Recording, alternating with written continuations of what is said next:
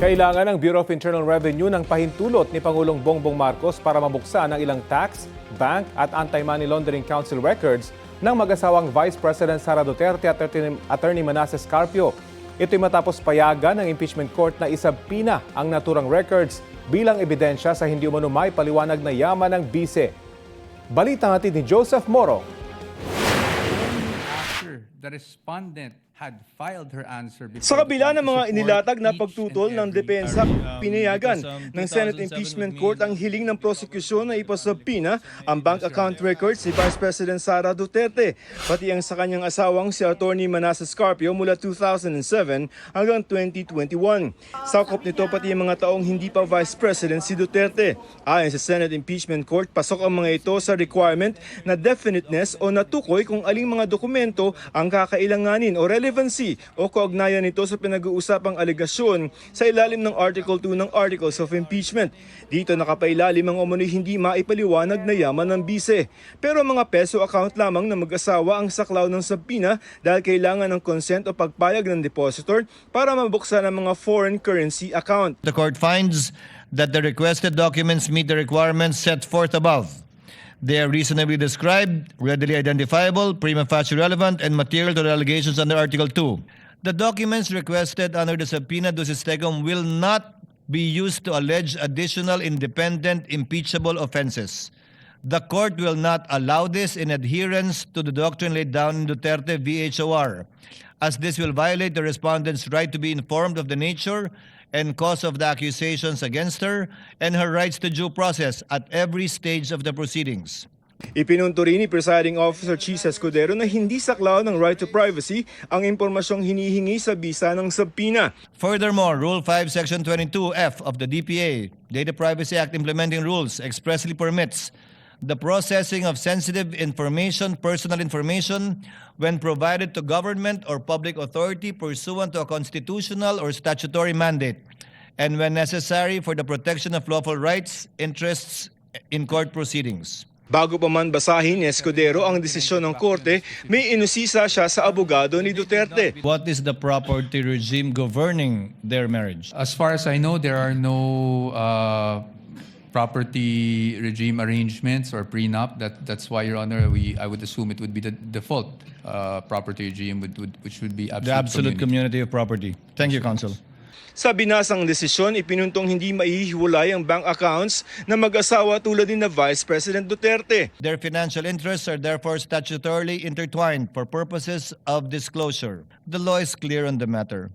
The legal necessity of examining the financial records of Attorney Carpio is firmly cemented by the default property regime of absolute community of property governing his marriage to the respondent. Investigating Mr. Carpio's financial records is therefore not an unwarranted intrusion into a third party's privacy, but an absolute legal prerequisite in determining the actual aggregated wealth of the respondent.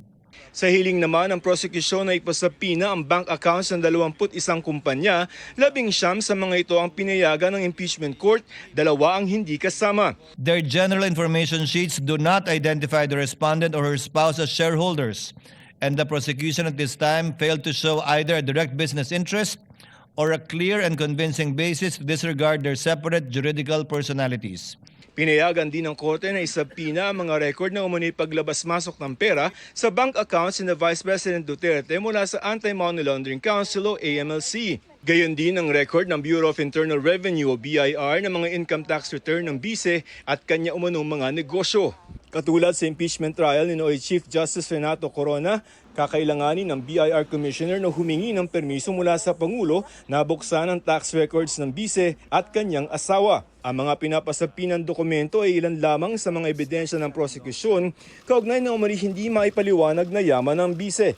Lampas daw ito sa kanyang legal na kita mula na maging mayor hanggang vice-presidente na hindi niya raw idineklara ng buo sa kanyang salin o Statement of Assets, Liabilities and Net Worth.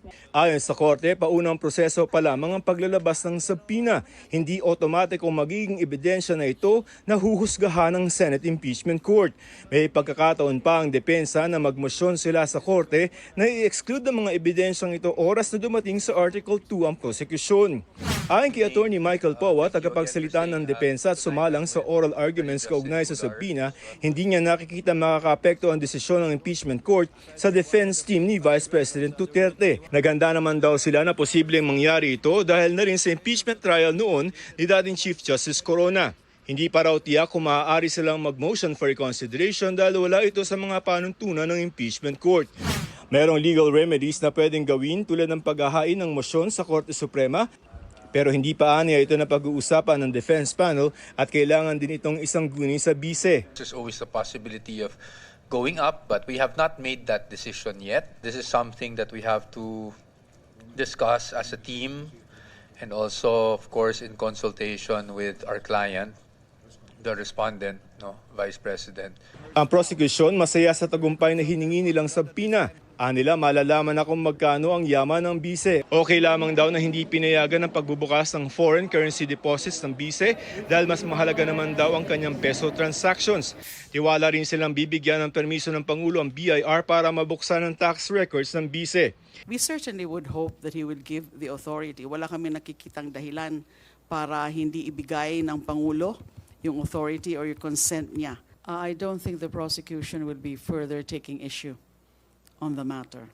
It's enough na grinant na nga yung subpoena with respect to the peso-denominated accounts kasi very substantial naman yung peso-denominated transactions or peso-denominated accounts. Hindi na rin kailangan yung tungkol sa foreign currency.